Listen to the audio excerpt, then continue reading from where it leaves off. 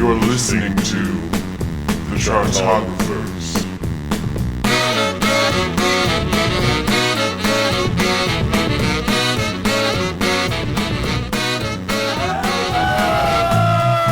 Everybody, you are listening to the Chartographers. It is a music-loving podcast for music-loving people where we take every single album by a particular artist and we rank it worst to best and forget the rest. You don't need to know about the rest. It's trash, it's garbage, why would we even talk about it? But hey, listen, we are here because we are in the middle of our second season. It's an exciting and wonderful time. And listen, we've already done Michael Jackson. We've already done the only artist arguably more popular than Michael Jackson, Weird Al Yankovic. And now we're going to take it one step further. We're going to talk about the most charismatic Cylons that you've ever known. The click and clack of electronic dance music. That's right, guys. Daft Punk.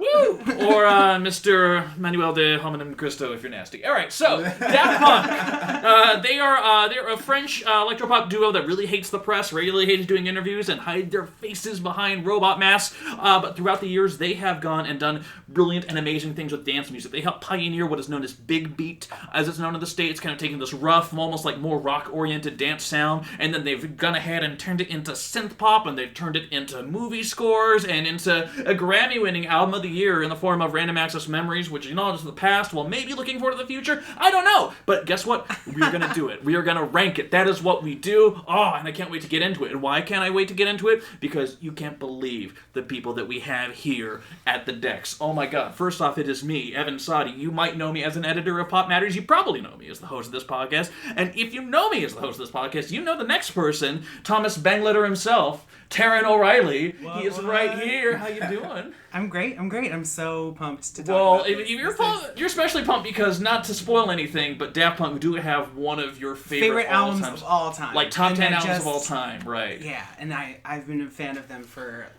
over a decade. So right.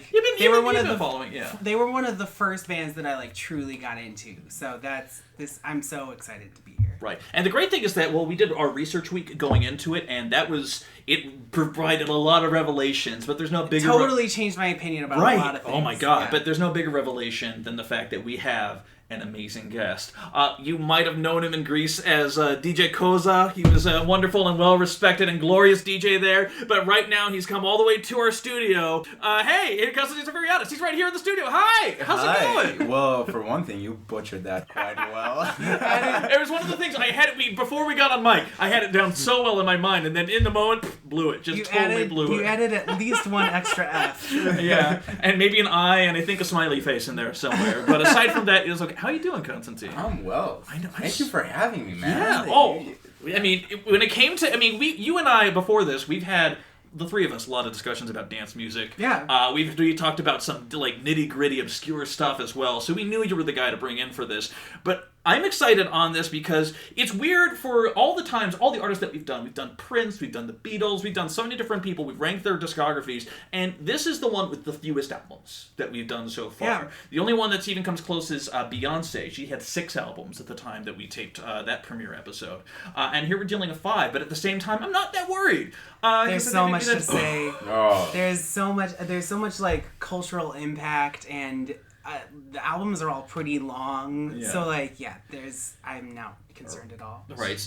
Oh, go ahead. Super productions to say the least. Come on, from electronic music, you can only do a certain amount, and they just went well beyond that. And it's not even the fact that of what they did, it's also when they did it too. Yeah, because absolutely. The thing is that you hear a lot of stuff now that is directly reflective of what they did at the time. They are actually kind of trendsetters in their own way, and only recently commercially have they come into light, because they've also helped out lots of rappers and R&B singers with other hits on top of it. It's actually crazy. But here's what we're going to do. Let's talk about the main albums we're going to talk about. We have 5 albums we're considering here. We're talking about their gritty 4 on the Floor debut, Homework, from 1997. Their much more streamlined synth-poppy Discovery from 2001. Their interesting kind of minimalist experiment that is Human After All from 2005. The movie score that they spent multiple years on for Tron Legacy from 2010. And their big mega star comeback in the form of Random Access Memories 2013. Now, with every single one of these, there are qualifiers, and let's just talk about one right off the bat, the fact that we even fucking have Tron Legacy on there, because I think some people would argue that is not an album technically in the sense, like, it is a Daft Punk album. They did work on the music. Right. But it's not like a traditional four-on-the-floor dance pop songs kind of thing, aside from maybe Derez, the lead single.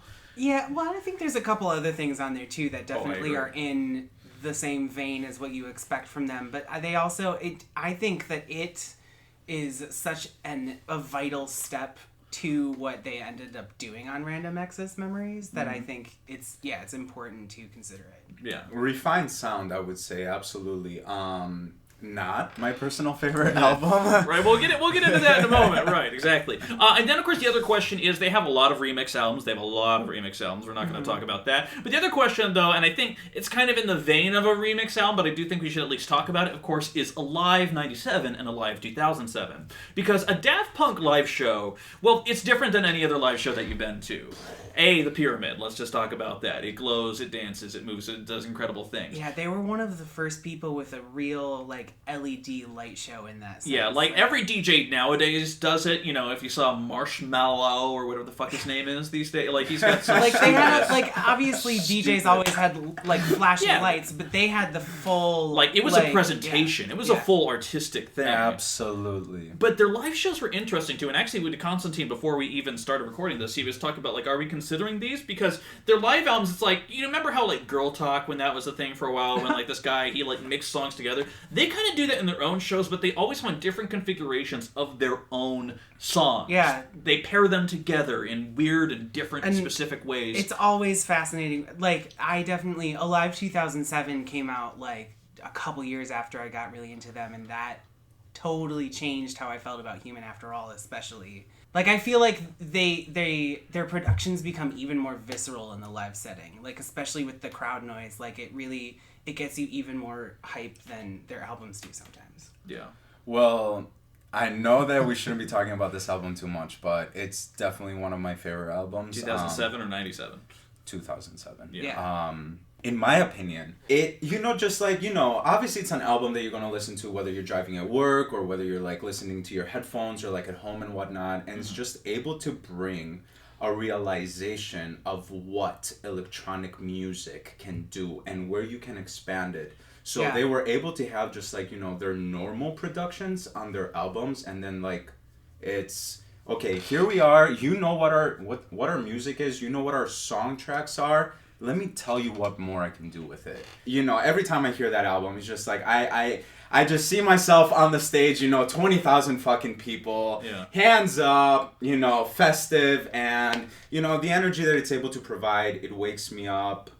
I just love it, man. Yeah. I mean, and also I feel like it does a better job of it does a better job of capturing live music because they're not bringing in other hits, they're not bringing in stuff from the 70s. They're bringing in their own discography and they're playing it against itself. There's this clip that we saw the other day of them at the Pyramid, and it was this remix of Technologic off of Human After All, and it's buy it, use it, click, and then at one point he just said fuck it, and it was just flashing, and the crowd was just going nuts as they were just toying with people. It was so great, but because it's songs that they've already done, it's not the original source of it. I think we should be talking about the sources, aka those 5 albums. Yeah. Cool. All right, in that case, listen, guys, we're gonna jump right into it. Homework, Discovery, Human After All, Tron Legacy, Random Access Memories. 5 albums, 5 slots. We're gonna fill it up. Number 5. We're gonna start over with our guest, Konstantin.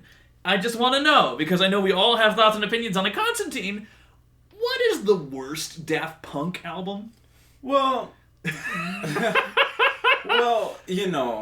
as far as an album goes, we can't go ahead and say the Tron soundtrack is the worst, but I'm obviously going to go ahead and say that that's the worst. It's background music. You're watching a movie, it's able to fulfill what's going on in the background, depending on the action scene or whatever the fuck is going on in the movie. And they did a good job. I mean, besides on what the movie is, other than that, the music is fair enough. Is it something that I can listen by myself at home? Is it something that I can bring friends over and, throw a party with?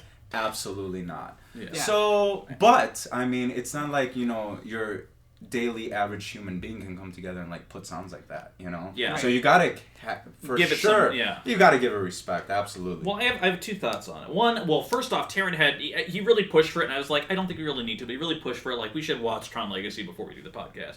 And we did, and it is a fucking It's garbage. a terrible movie. Oh, dude, I'm sorry. My favorite line early on when the young Flynn, he's just like, he's visited by the head of the corporation, it's just like, yeah, you know what, you're the only one that still believes that my dad's alive. Most people think that he's either dead or chilling out in Costa Rica. He's probably both. Yeah. It is the worst line I've ever heard in my life. But the thing is that, like, and genuinely, Taryn pointed this out, aside from Jeff Bridges looking like having into the time of his goddamn life, just saying doodle on. He does look like he's having a lot of fun. But, like, legitimately, the score is the best aspect of it. I'm not in for all the visuals and other shit like that. The score is better because the visuals are treated kind of poorly. Right, and not consistently. Obviously, there's some boring, very like slow, wispy background stuff on there. But there's also like, Evan disagrees with me a little bit on this, but I actually do really love Jerez. I love that it's only 1 minute and 45 seconds. I love that it just gets in there, does its shit, and get out again. Mm-hmm. And but then there's also, there's a couple of things on there. Kind of that little synth gurgle, that little bubble it brings up. I really love the bass riff they came up with for Rinsler. Yeah. Like, and it was fun to see. Again, it's not an incredible film, but that like fight sequence with that right at the club you're talking about, right? Oh yeah, you're nailing it. They're nailing it. Yeah, it's weird though because like when I listen to it, especially when the more score parts, less the like electronic parts, the score parts because this came out in 2010, it would sound like very influenced by Hans Zimmer and James Newton Howard's Dark Knight score because the Dark Knight score just this pounding.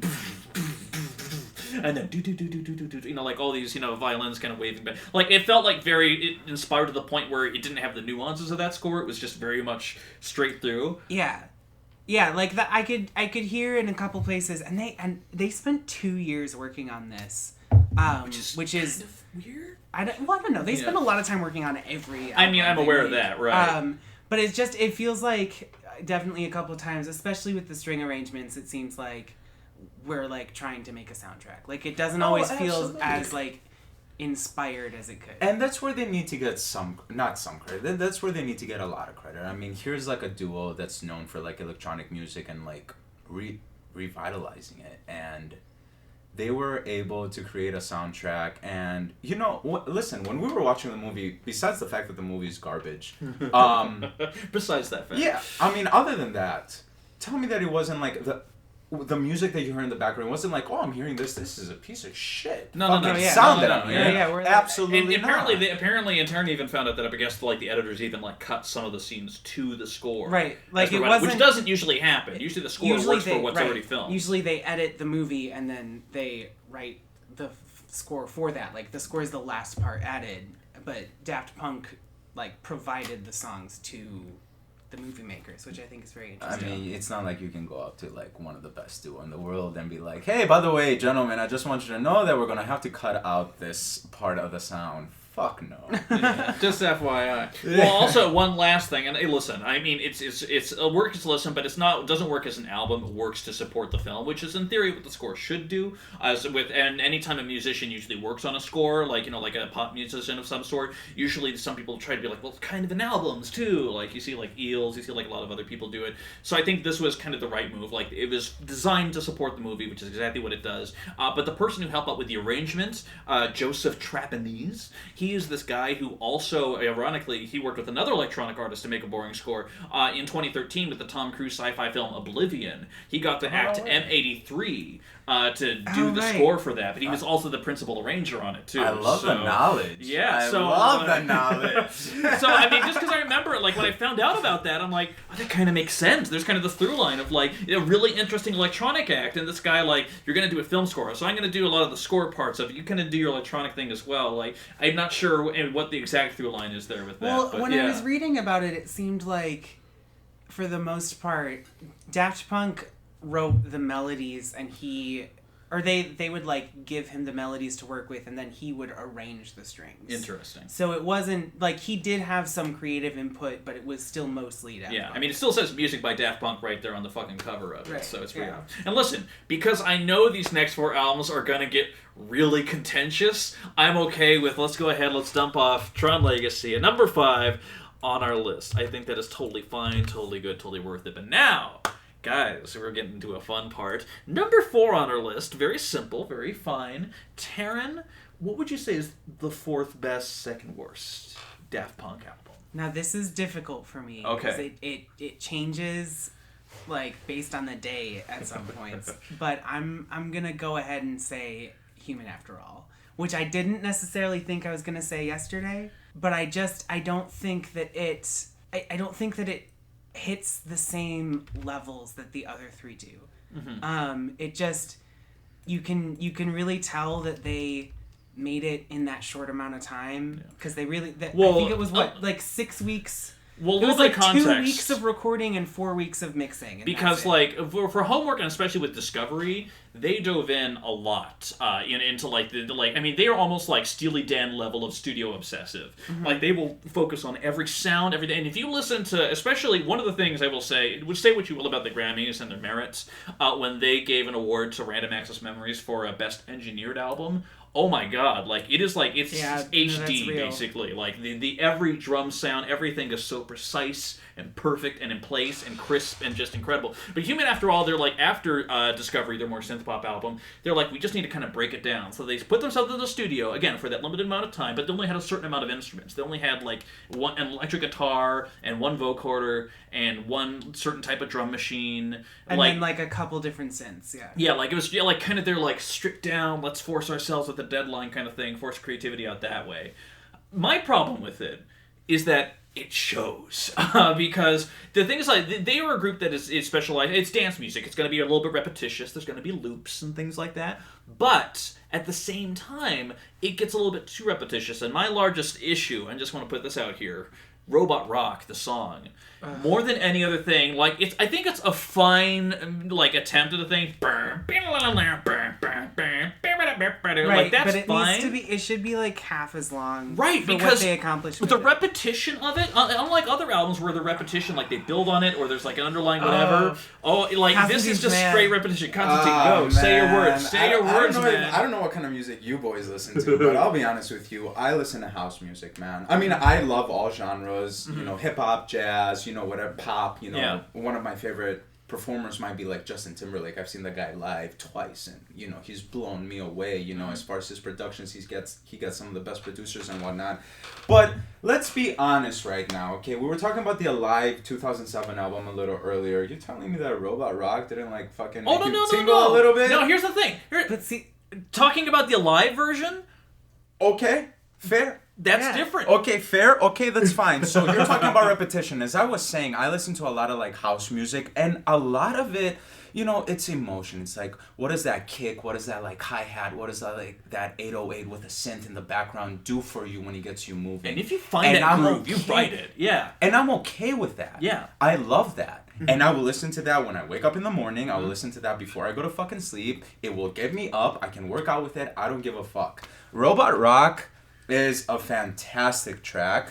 You guys are a bunch of assholes. But see, here's the thing, like, and I know there's disagreements. I know there are people that love Robot Rock, but then if we're talking about the rest of the album, then we're also talking about Steam Machine.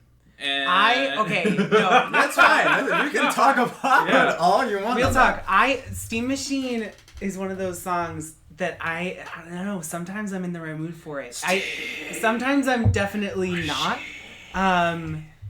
It's like one that I skip half of the time. That's fair. There's, Yeah. I feel like it hits enough of a level that I can dig it. It has enough like very intricate drum parts in like some of the middle sections. But yeah, no, it's not my favorite. Like, and that's the thing with this. But the thing is though, I'm putting this at number 4, or I'm nominating it for number 4, even though it has a couple of my favorite Daft Punk songs on it. Like, Which are? Make Love, I think, is just killer. Yes, I can put that on repeat. That's one of my favorite Daft Punk songs of all time, for sure. Ever, yeah. Also, conversely, Brainwasher, when I'm in a mood to be, ooh, Evan's face is so disbelieving right now. But I love Brainwasher, and I love it because a couple specific things. Sometimes I'm in the mood to like feel angry or have that visceral thing. Like, I don't know, when I was younger, I used to like had a very specific idea for a music video for it, but that's neither here or there. Oh, we're gonna get to that happy hour mini-set. But I think that it's really interesting because it has like, I want to say in that it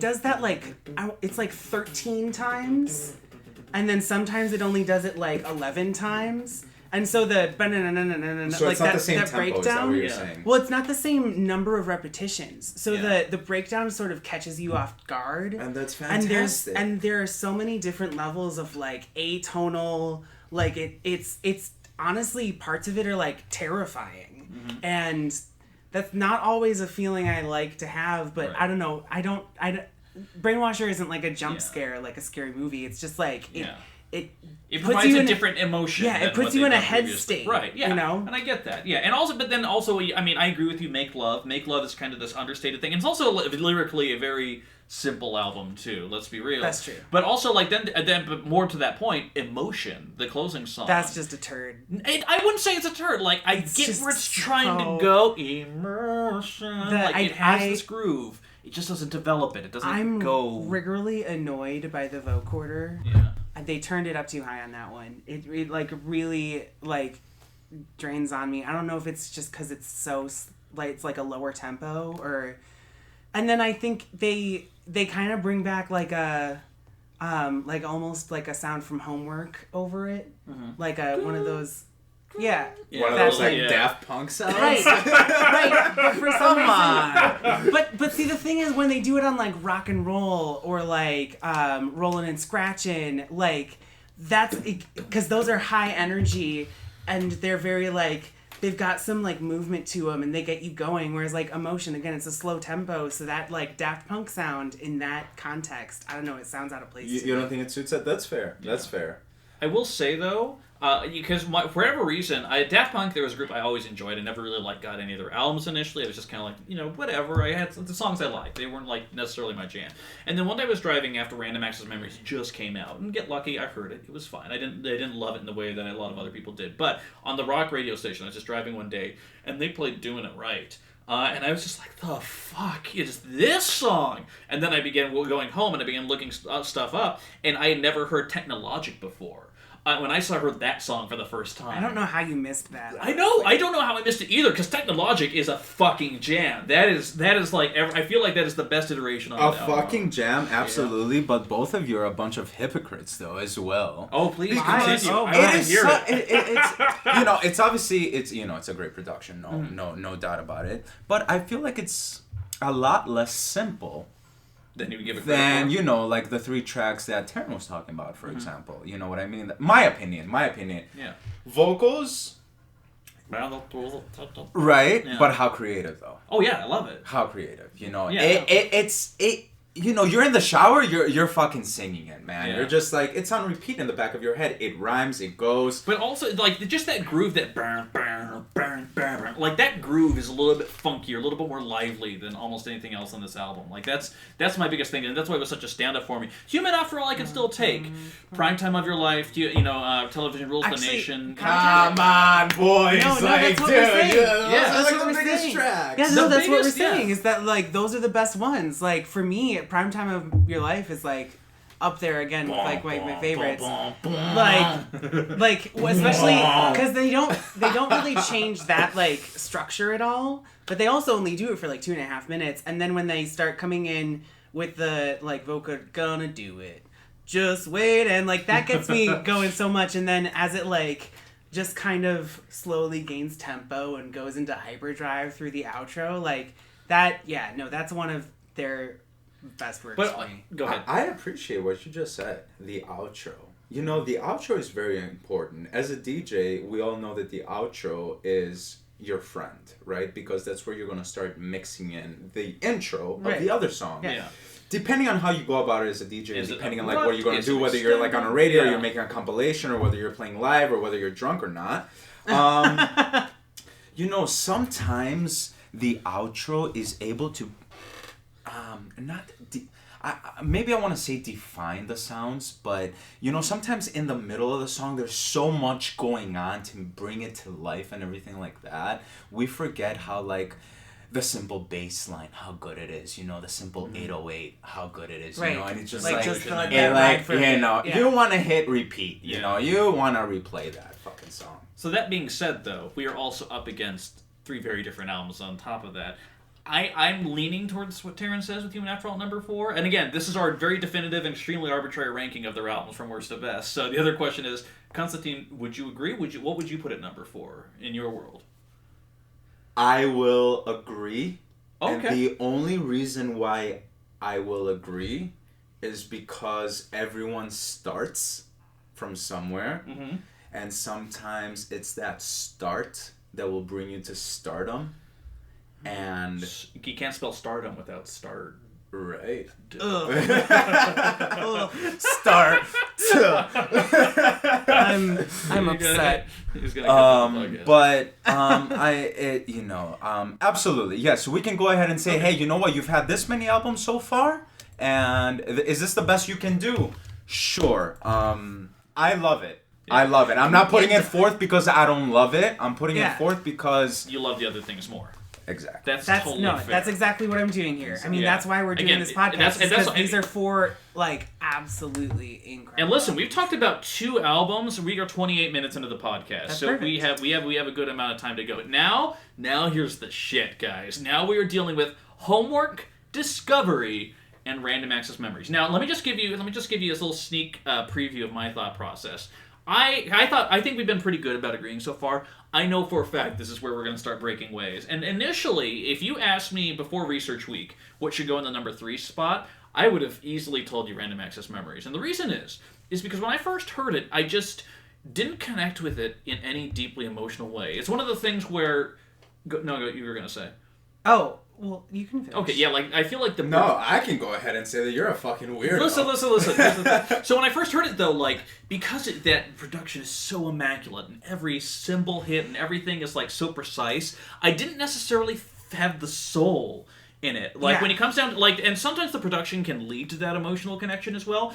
Most of the times it's just the songwriting, the melody, the words, everything else coming together. But here the production was so pristine and precise and Vegas-y and showy that it just, like, kept me at this emotional distance. When I went back to it this week, when I was able to really listen to it not necessarily as a quote-unquote Daft Punk album, when I was just able to just listen to it on its own merits, I had a very different reaction to it. I had the exact same thing, because I got into them in, like, 2004, 2005, and so I was all about that early work, that hard electronic bent. And so when Random Access Memories came out, and this week I was especially realizing, I mean, the whole thing is made with studio musicians, so it's very different in that sense. Yeah, and it should be notable... They went into the studio, they're like, we want to do it with live bands and live drums and other things like that. And so they hadn't done before. They used, like, 2 vocoders and 2 drum machines. I think there's only, like, the drum machines are only used on, like, 3 songs out of 13 or something like that. And it was just... The thing that I realized this week listening to it again is that the reason that it didn't sound like a Daft Punk album to me was specifically not the funk and the disco elements, because that's always been there. It was... the drums and where they were in the mix, because like on earlier albums you have like it's always a drum machine, it's always like a kick drum, it's very like in your face like club music, and for Random Access Memories it's all live drumming, it's jazz drumming, it's very intricate, and it's the cymbals and it's like clearly someone who has studied this craft for years and is trained professionally and like just incredible, and it's a little low. It sits a little lower in the mix. It's not in your face like the drum song. So wait a minute. So that's not what I'm nominating for number 3. I'm just saying. Right. Okay. So wait a minute. I just want to get this clear with what Taryn was saying specifically. Okay. So you're telling me that we know Daft Punk since 1997. Mm-hmm. You know, throwing kicks and disco and funk and like creative like rock sounds and their own sound and whatnot, and you're gonna disgrace them. No, I'm kidding. But Konstantin is very judgmental as a guest, I want to point out. That's why I'm a fucking right from asshole. The onset. Right, exactly. I've been called an asshole many times. No, but I just wanna be on the same page with what you are saying because you're offending me a little bit. My God. I just want to make sure I'll that defend myself you know. again. Are we talking about from like a production value? The fact that it's like let's get 100 people together to make one No, song. so right? what I'm saying now, what we're trying to say is that our opinion on that changed a lot this week.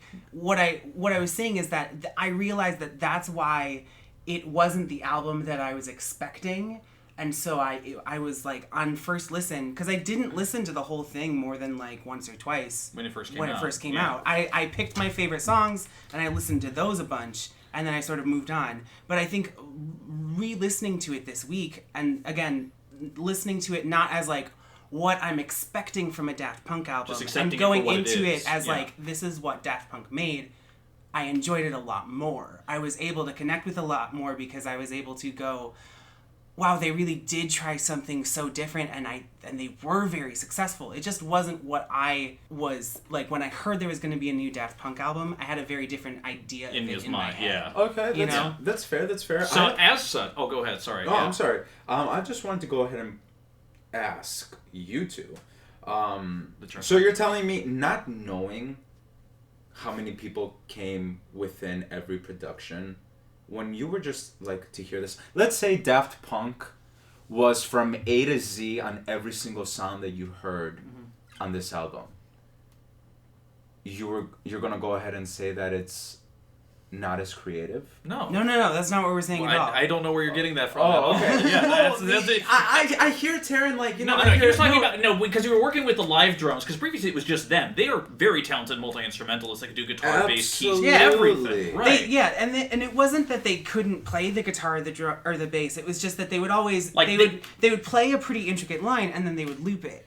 And so when there was a lot more jazz and like experimentation on Random Access Memories, it sort of It threw you off? It threw me off guard at Gotcha. first because there was just so much motion.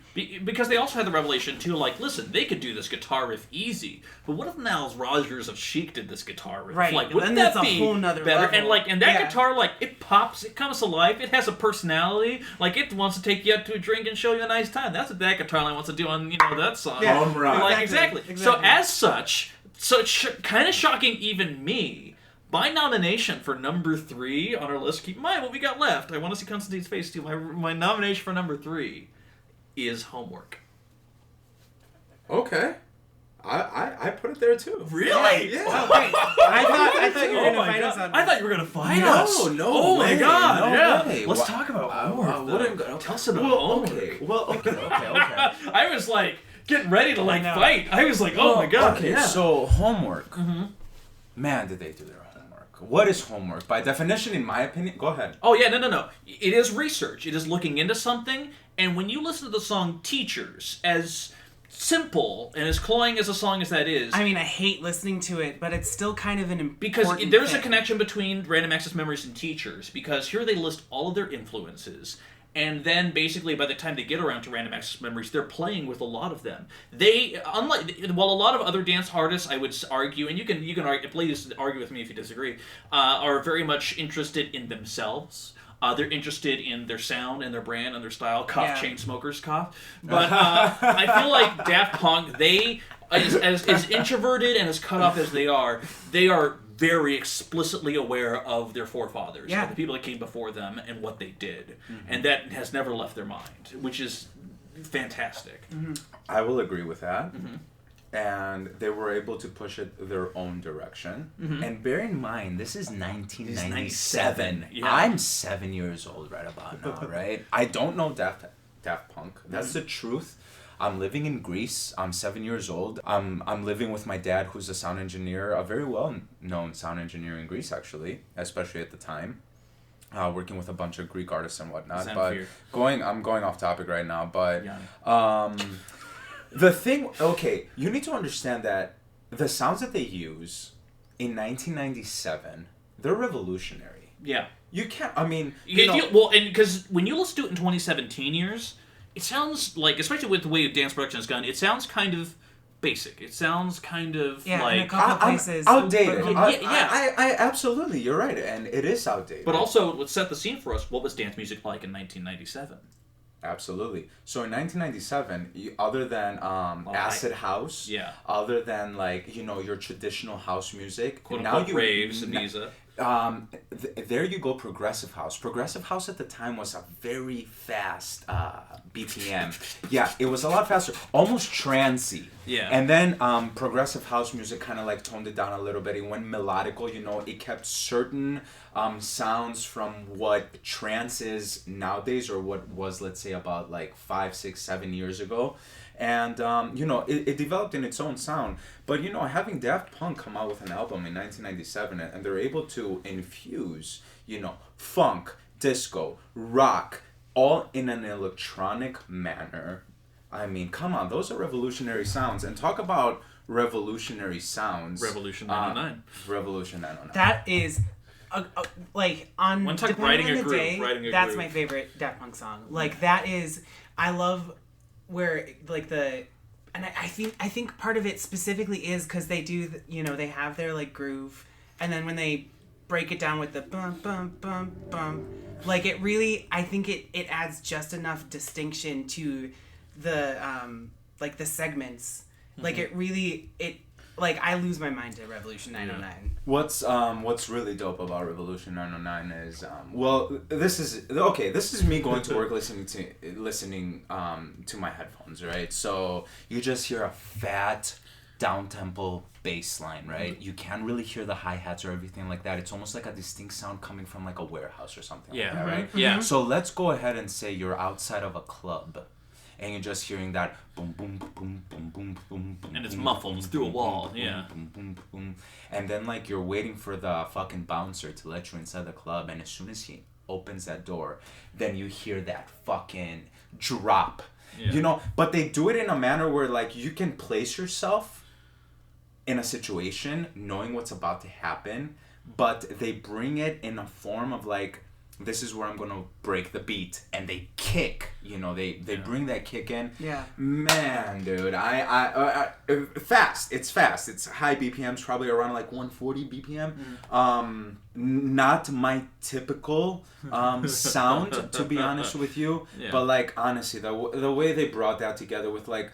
It's not simple, and especially in 1997, being able to like, sit in a studio and be like, okay, this is what we need to do, and this is what we need to bring together so we can wow the crowd, and you're wowing the crowd at a time where, electronic music is just developing. You have few sounds to play with. Right. You can do just so much. Let's say someone comes up with a kick, you can like, expand that kick like to a certain amount.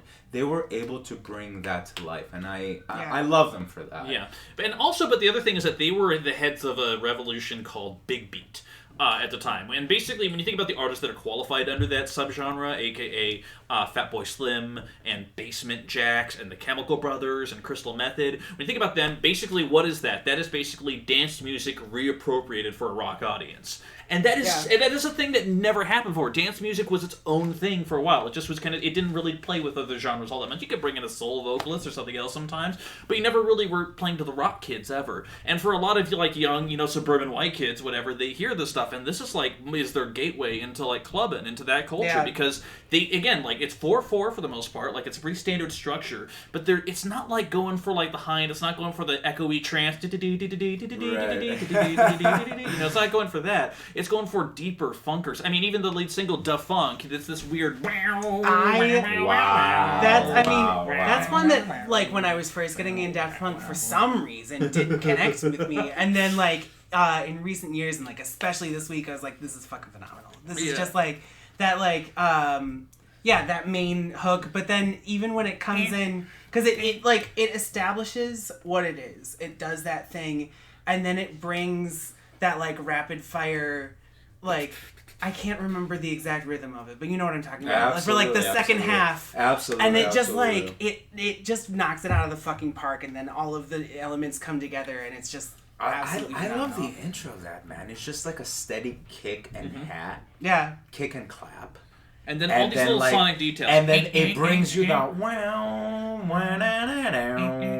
And then you hear, Yeah. obviously like the details. little, oh my little god, squiggles, absolutely. squigglies. But then on top of that, the kick, the 808 just gets thicker, man. It just fucking like as the song progresses. absolutely. It has It's kind of more like and you more think that oomph this to is it. gonna continue, but it takes you to the next level. You know, it like prepares you almost for like what's about to come next, and you think this is where you're gonna stay. I phenomenal. But yeah, that is the key thing about this that you don't have with I would say you don't have with Human After All. Like take the song, the lead single we all know, Around the World. It's that very simple around the world. Except that's not the hook. That's like the key because there's that breakdown partway through when they they have that down tempo kind of like key ascendings going down. The hook of Around the World is the bass line. Yeah, basically. And like then that's all. Like you could have just given me 7 minutes of that bass line and I would have been okay. But they still find deviation in it. They still build it and grow they it. and they which is why that they music take video things and that music video for it, where it's got the mummies and the skeletons and all this shit. The whole point to show Gondry when he was filming that was like he wanted each element of the song to be represented by a different group of people. Yeah. When they're doing the Around the World part, there's the robots doing the robot, and then there's the little slinky synths, which is these little swimmer girls in sequin costumes, like moving up and down. Like it's like the whole point is like all these things grow and interplay along the way. Exactly. Like it's a fun. It's just like it's I'm a big bassline guy, right? I bass a lot of like bass a lot of it. well when I'm gonna throw tracks down, I want to make sure that I have like a progressive bass line, and by progressive bass line I mean I don't want something repetitive. I want something that's just gonna change. But the bass line is what's gonna move you, right? Mm-hmm. But I will go ahead and say, even though you said that it's the bass line that does it for Around the World, I'm all about. I mean, man, you hear that, and too. like in a live 2007 when you hear it mix in, you hear the crowd like they hear they obviously hear the bass line come in very muffled up, but like. Then you hear the crowd go up an extra 30% higher just because they hear the now they know what's coming up. Right, because Daft Punk uses especially on the live shows, they like to use they'll use the harder, better, faster riff a lot, or they'll use the Around the World. They'll just play a single Around the World and just let that be that. Yeah, they tease it a lot, as they're switching. But they rarely between implement things. the whole song. And right. so that's exactly why I bet when they're and this is because they're like, oh yes, we're actually getting this track. I'm so pumped. And this is a great discussion, and I love this. But my question is, we seem to all be in agreement. Why is this at number 3? Because oh yeah. Yeah. Oh man. Great. That's great too. Because of and Teachers is great and was a smart move because then they got to work with 3 of the people they reference in Teachers on the next album, but it's not listenable in my opinion. The album is not listenable. No, Teachers. Teachers. Yeah. Okay, Teachers. gotcha. And I also think that Fresh, for example, it's kind of a misstep. The loop waves, never resolves, and there's this it's not quite feedback, but there's that guitar drone that kind of comes in over it, and they put waves over it, and it seems like what they were going for was a beach vibe, sort of a summery thing, but it kind of makes me anxious. Yeah. I can see what they were going for, but I think they didn't quite pick the right sample, the right chord structure to get to where There's weaker what moments they on this wanted. album overall. Yeah. Phoenix is still a jam. Just I fucking love absolutely. Phoenix. And I'll go ahead and say, even though that we're agreeing, I guess. I putting guess, it number yeah, 3rd. yeah, That's it was a fair. surprise, I really, will yeah. agree to that. All right, let's lock it in, by the way. It is just shade. Well, first of all, let's just go ahead and say that there are a couple singles on this fucking album. They're just still one of the best, arguably the best Daft Punk songs ever. Absolutely. It's just overall as a production value, it is sounds from 1997, and they didn't have too much to do. I will go ahead and respect them for what they've done. But it is a start to something, and what a start it was, and I feel like the only thing there is to do is just judge a couple other albums that were able to surface what Daft Punk is capable of. Yeah. So that being said, number 5, Tron Legacy. Number 4, Human After All. Number 3, Homework, Leaving Discovery. And Random Access Memories. We're going to take a quick break, and we'll be right back. One hot second.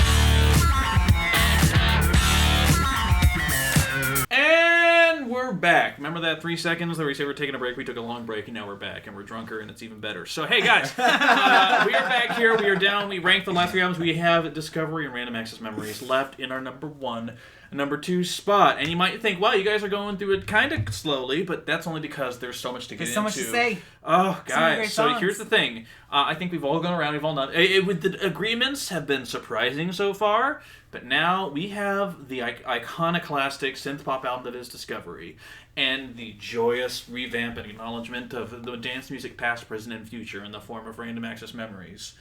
Konstantin. Sir. I'm going to ask the question. Are you ready for this? Please.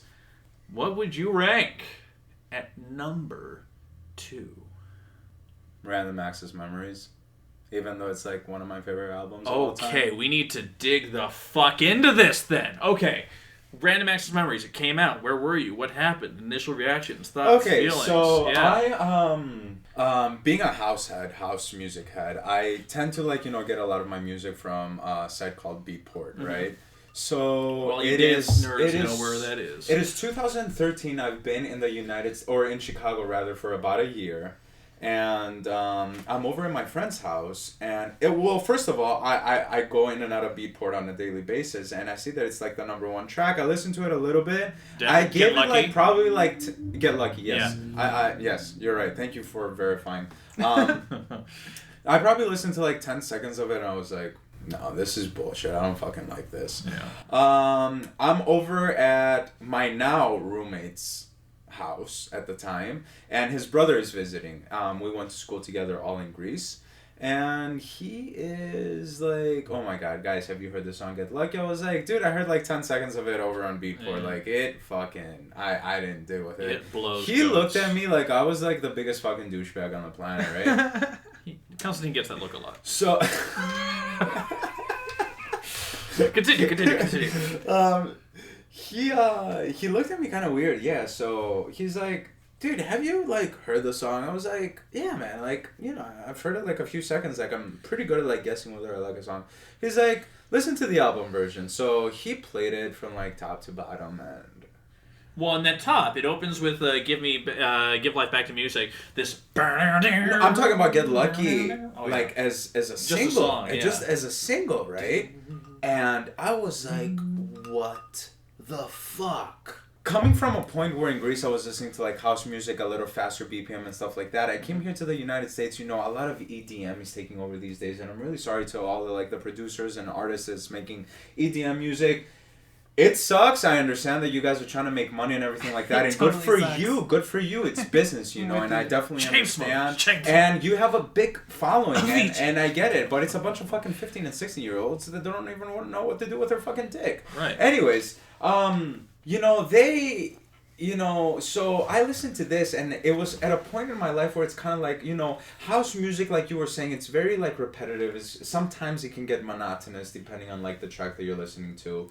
And I heard a funk, I heard a sound, I heard a guitar, I heard color, dude. Mm-hmm. And it was just something that just left me speechless. Right. And I ended up hearing the entire fucking album, and I was like, I was left speechless by, a duo that came together in 1997, and we spoke of a lot. We discussed a lot of these albums, and they've come to a point, even though we said that they had a lot of producers and musicians and whatnot along with them, but they made something so epic, in my opinion. Yeah. Mm-hmm. Just I mean, it was the thing is, it was also such a clear acknowledgement of everything past. I mean, aside from going with a live, group and everything else like that, and getting that studio perfection down to a T, I would argue even more so than what they did with Discovery or their earlier works. Here, they wanted to bring in their idols, and they wanted to work with them in so many ways. Paul Williams, the guy who did Phantom of the Paradise and of course wrote Rainbow Connection. Let's be real, motherfucker, he gets pussy.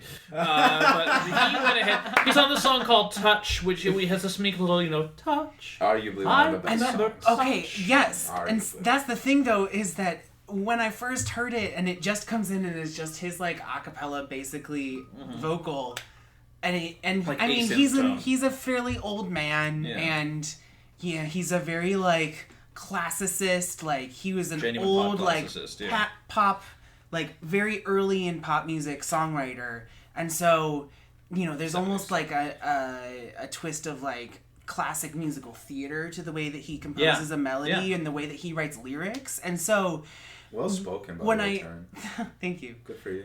No, I'm serious. I swear to God, you put that together very well. But like the song evolves in such a fascinating way because like just this little simple thing when that groove comes in and then it has the old kind of like honky tonk piano. Just I love going that part. I fucking love that part. And then the horns. Yeah. Right. This song just like Konstantin wants to go. No. I love what I'm hearing. I love what I'm hearing. And then I want to add. And then it breaks again, and then the choir comes in, and it builds and it builds. Yeah. And that's the thing is that like he helps put this together with them, and I mean I'm sure most of it like as far as like the arc of the song was like their vision, but it's just like once you get used to his vocal delivery, that song is just like phenomenal and just immaculately put together, and it takes you on a journey. It really takes you on. It and feels Paul like Williams' lyrics are fucking dark as hell, by the way. It feels like it should be like a montage. Yeah. Like it's years like, are cinematic is a very this, appropriate word for it. I think for this whole album. And that's where I say I think that it's important that we talked about Tron Legacy, because that's where they really like they appreciated like they worked with an 85-piece orchestra for that soundtrack, and so they could really appreciate like they've been working in electronic music their whole lives, and obviously they're very good at that. They're very innovative. But then that was the first time they were really like, oh, there's nothing that can beat like real musicianship with an instrument, and the way that you like bend the strings and the way that you like just lightly tap on a drum, like you can't recreate that with that exact sound with computers. And that's why I think they really went into this album and were like, let's just fucking orchestrate the hell out of this. Like, we're a successful act, we've been doing this for years, let's do something different and really like take it back to our roots. And that's just like you said, they really pull like they have fucking Nile Rodgers and Paul Williams on here, which is just like that, like two of the most iconic songwriters of all time. Taryn O'Reilly, dude, you bring tears to my eyes because like I honestly respect you more than ever right now, because you were able to like sum up something and you brought it to words, and I can't thank you enough for that. You did such a phenomenal job describing that. No, I'm serious. And we're gonna bring in more people that praise us during the podcast. Yeah. That is gonna be happening going forward. No, I mean, you gotta give specs where respects are due, and Taryn just like broke it down phenomenally, and to say the least, that's a super production. Yeah. Oh, absolutely. Yeah. But there's so much more on this album aside from that, though. I mean, we all know Get Lucky. But the thing is that... Oh, go ahead. I just wanted to go ahead and say that song is called Touch. Now, I know that it might not be in relevance, but... You were touched by Daft Punk once. Oh, sure. Okay. Those robots fine, asshole. It was good. No, continue. But touch brings you to the bedroom. And touch comes before Get Lucky. And I just want to go ahead and say that, in my opinion, listen, there's a lot to an album, there's a lot to a production. Motherboard, giving birth, I get it. You are doing it right, and all comes together. It's the circle of life. Give life back to music as opens the album. It is a concept album, guys. No, but I'm serious though. Like, you gotta give some type of respect for like being able to like, okay, this is a production effort that we've put into it. This is like the tracks that we've come together. How can we put it in a line of series from like top to bottom? And you know what, in my opinion, that's what makes an album, in my opinion. It's not just like the production, it's the artwork. It's like who goes behind it, like like what thought have you put into and this, like where songs are placed, other than the fact that you're musically talented. But that being said, they love their heroes. They love the people pointing to the future. For some reason, they love Julian Casablancas, despite his notable lack of charisma. And of course, Panda Bear doing it right. Listen, that's for another podcast. That's the only song on the record. Just fun fact: "Doing It Right" is the only song on the record that's completely electronic, and it doesn't like stick out or feel like it doesn't fit there. No, that's correct. Definitely, it's very interesting because it's like, again, like up there with one of the best things they've recorded, and. It's phenomenal because it's like in this, and I think that it was the last thing they recorded. I think so, yeah. Like it's kind of a misnomer, but it's incredible. But that being said, Giorgio by Moroder, though, that is a song.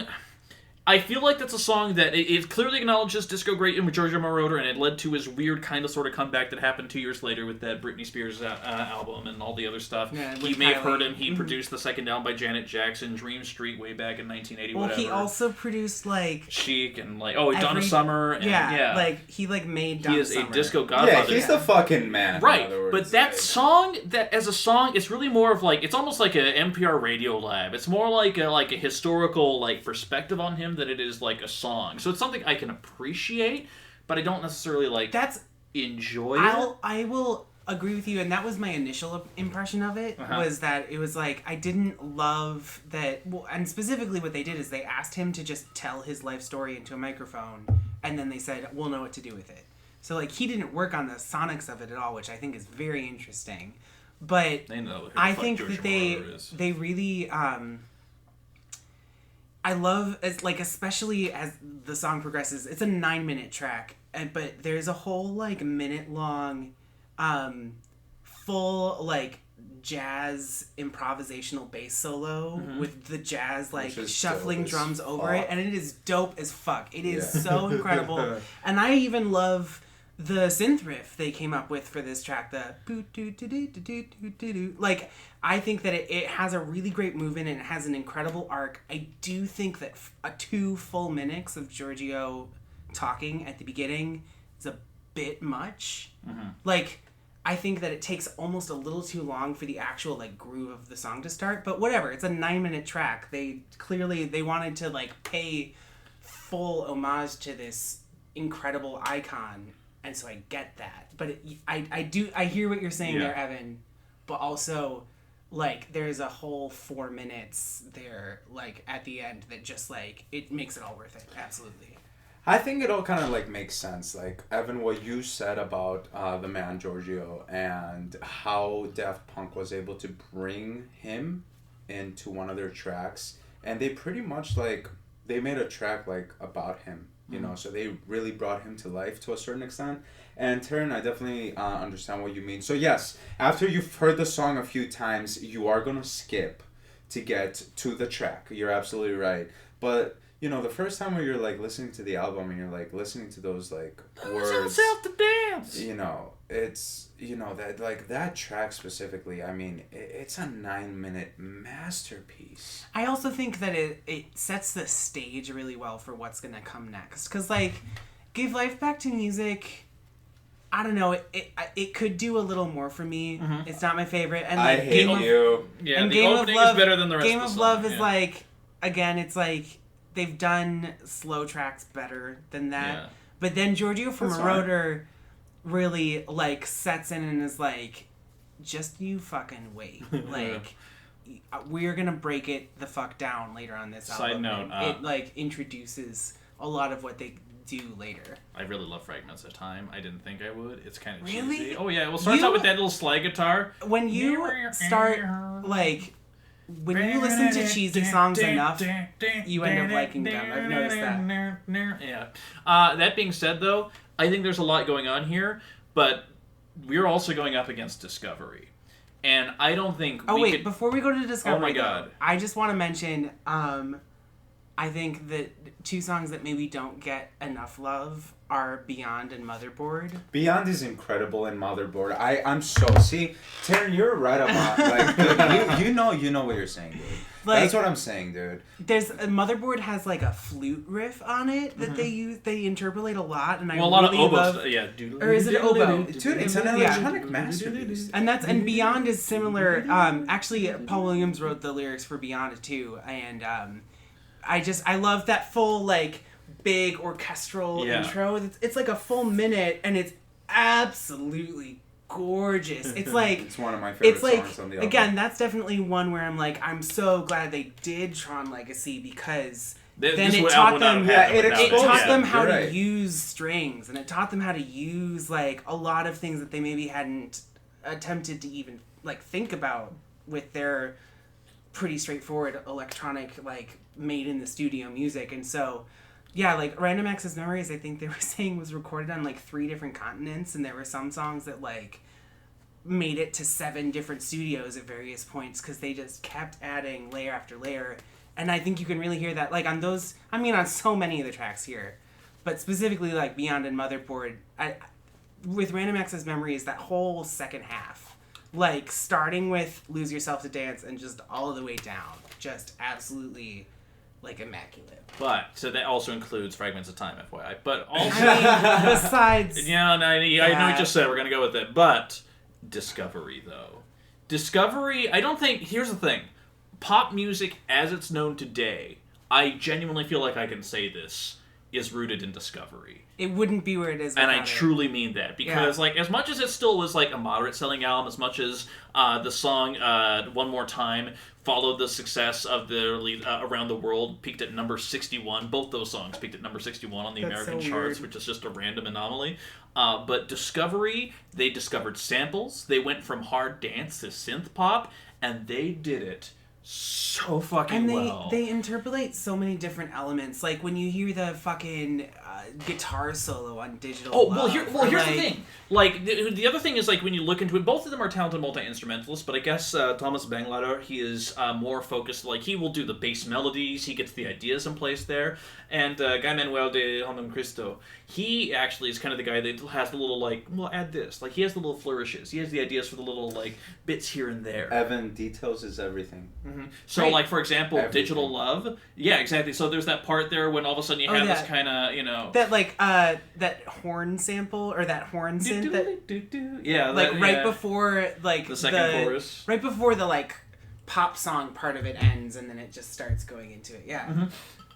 That's all him. And I love that because those things add so much character and distinction. Yeah. And also, Digital Love is a fucking masterpiece. As songwriting, as production, as the way it builds, like, you think it starts a song, like, it adds the drum beat, but then it adds the bigger drum beat later, and it just, like, is a floor filler. Oh my god. Because, like, I got into this album because I knew the songs One More Time. I heard Aerodynamic before, of course, you know, Harder, Better, Faster, Stronger. But then you miss out on these other smaller things, like Face to Face. Oh my god. That is, oh my god.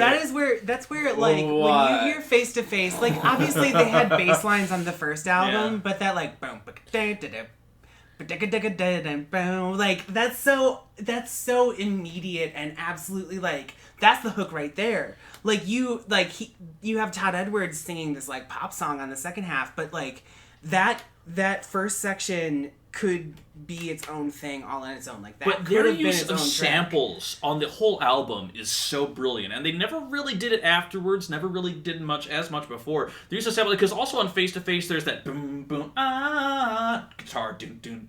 Boom, ba-ba, you know, and then it has that little part there, and then it has kind of like this dreamy part, like, and you don't even, it's not even words, it's not even anything, but it just, like, there's these hints of all the dimensions of melody that come in for a half second and fade away. Or, like, and it's frustrating. Incredible. Yeah. Incredible. Even, like, with One More Time, it's just this, you know, like, it's a very simple bang, bang, you know, like, it's a very simple deviation. And it's, like, clearly disco samples, but the way that they cut them, they shorten the, like, string phrases, and they, like, loop it in a way that sounds utterly unlike the energy that builds. That's the other thing. Because you can cut something in a loop and it's just the melody repeated. But here they cut it at that point where the energy is rising. One more time, that bam, bam, like that part, like it's like feels like you're building up to something, then goes right back to the start. So it's this constant building motion all the way straight through, and that's where its energy comes from. And that's where it goes to show you that they're true electronic artists, because true electronic artists in house music, for example, or whatever kind of, like, you know, progressive house, tech house, deep house,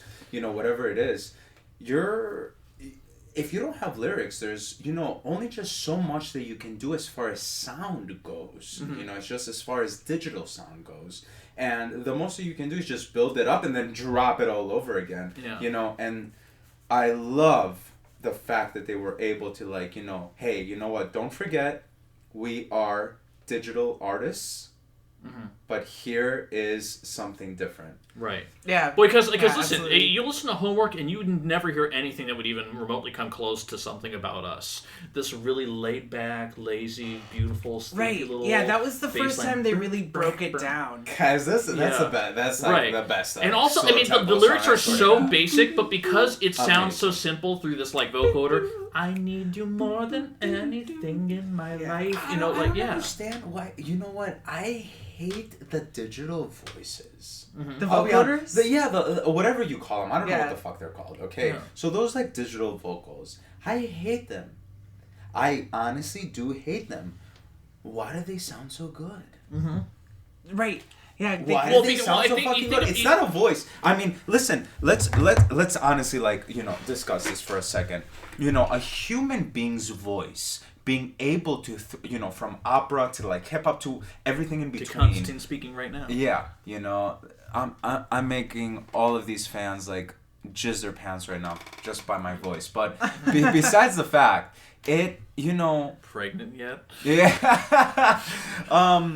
You know, you're able to bring a sensation of sound that, you know, your basic human being is exposed to in a digital manner. And not only does it satisfy the fact that there are vocals because a lot of people just hate instrumental music, right? So just the fact that they hear, like, 808s and beats and hi-hats and, like, synths and all that, you know, like, they don't like that just because there are no vocals. But on top of that, you're bringing vocals that are created digitally, and they're still able to please not only your house music head, your digital music lover, but also your everyday music lover that just needs vocals. Well, and you think about, like, when T-Pain came into prominence and all of a sudden everyone was using the auto-tune, everyone was using all the other stuff to be like, I'm See, going to that's the thing, augment though. my voice. You know, That's like autotune gets a bad rep because it was overused and it was used to cover up people who weren't talented. But when you hear T-Pain use it, for example, he, like, if you listen to I'm Sprung, he, like, builds a whole, like, chorus of T-Pain. Like, I love there's a ton Yeah. of little different, And then you like, also listen to 808s and Heartbreak by Oh, Kanye. thank you for And that bringing and that is an Thank album where you. he's like, okay, this sounds very mechanical. This sounds like it's fixing But he used mistakes. it artistically. What if I exactly? Yeah. And that's the same thing. There's yeah. a right Kanye got a way lot to of use shit it. for that. Yeah. And the thing is, but he still made a fucking album that was a giant hit, and then and also the album before that, he also used Daft Punk on his own song Stronger, so he clearly learned the lessons of how digital voices, when used in the right way, can still present emotion, because even the digital voice here on Something About Us, I need you more than anything in my life. It's so It's a deliberate, robot asking for but it. and it's still... It's a human emotion. It's a Yeah. human sentiment. Yeah. But it's a robot asking for it. So there's this weird kind of like disconnect, but you're intrigued as well, because why is this robot talking about human emotions? Like, it all ties And why together. is it triggering my humane Right. emotions? Yeah, exactly. That's like a... Also, I never knew crescendos before I bought the album. For some reason, that was always kept away from me. That's- One there talking are about days building where that's motions. been Do-do-do-do-do. Yeah, and And then that that's- last part. Ba, ba, ba, da, bow. Like, it's almost like Vegas. Like, There's it's a couple... glorious. That's a few times, like, on crescendos and superheroes, sort of, like... have a similar vibe in my head. I think Crescendos pulls it off a little better, but they have that, like, 70s vocal sample, which is a very specific...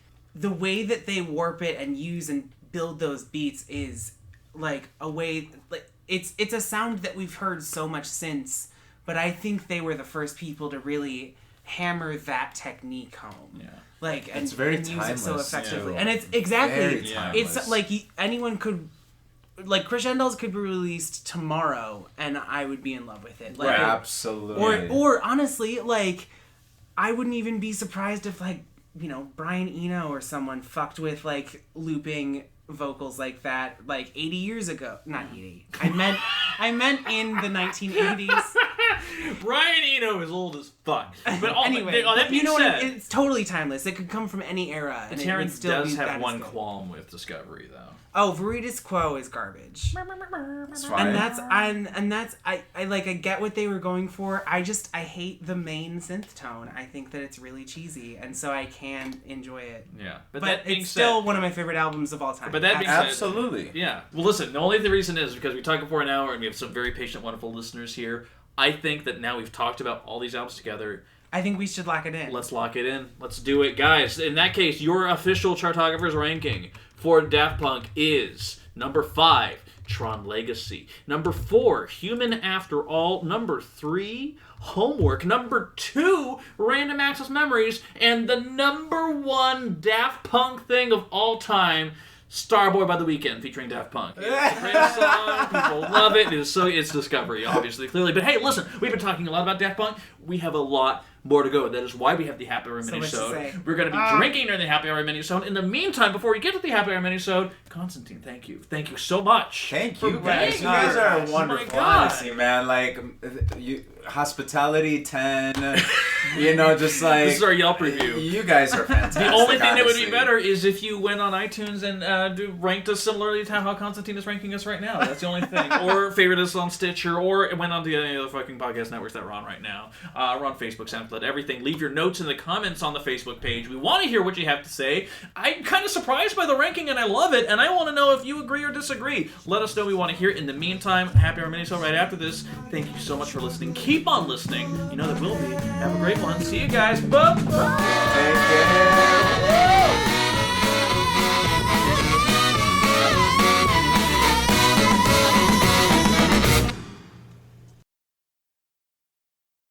But right now, he's come all the way to our studio, and I know I'm going to get his last name incorrect. Konstantinos Zafiriadis. Zafiriadis. Zafiriadis. I'm going to edit that.